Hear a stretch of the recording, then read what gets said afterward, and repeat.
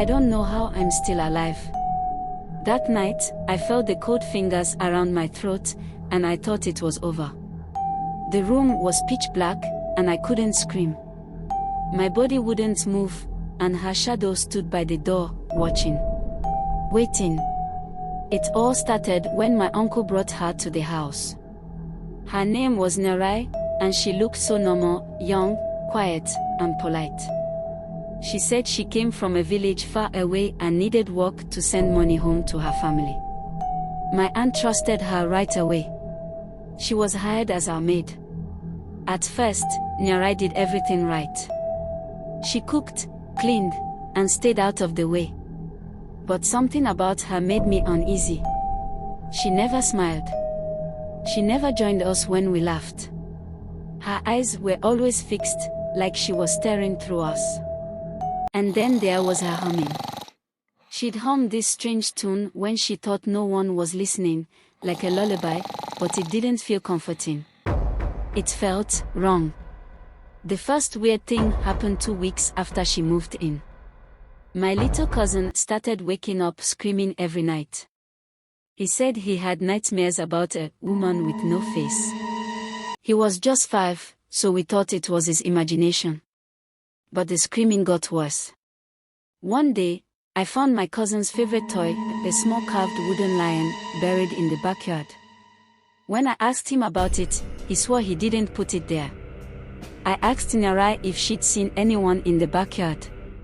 She just stared at me, her eyes cold, and said, "Things disappear when it's time."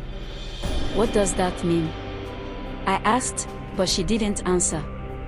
The dream started for me a week later. I'd see shadows crawling on my walls, hear whispers when no one was around, and feel like something was pressing on my chest at night. I tried to tell my aunt, but she laughed it off. "It's just stress from school," she said.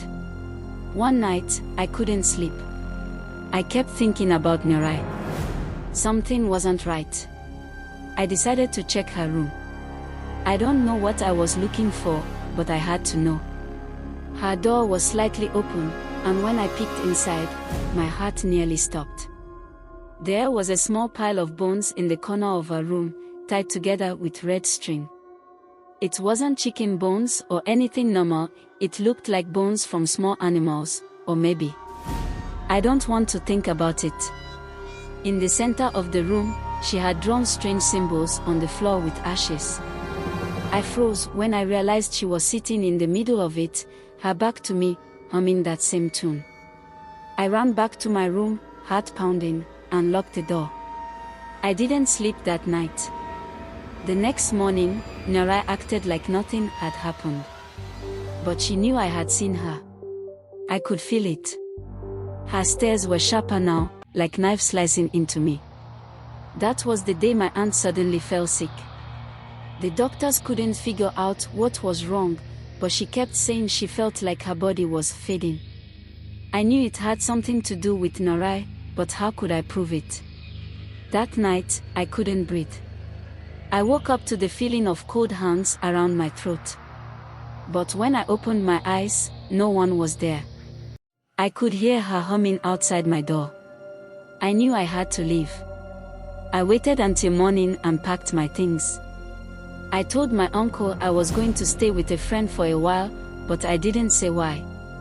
Before I left, I saw Narai watching me from the kitchen. She didn't say a word, but her eyes told me everything. She knew I was running. And she didn't care. A week later, my aunt passed away.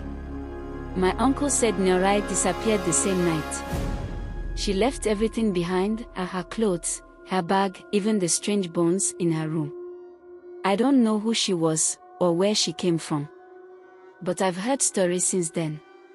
Stories about people like her. People who move from home to home, bringing death with them.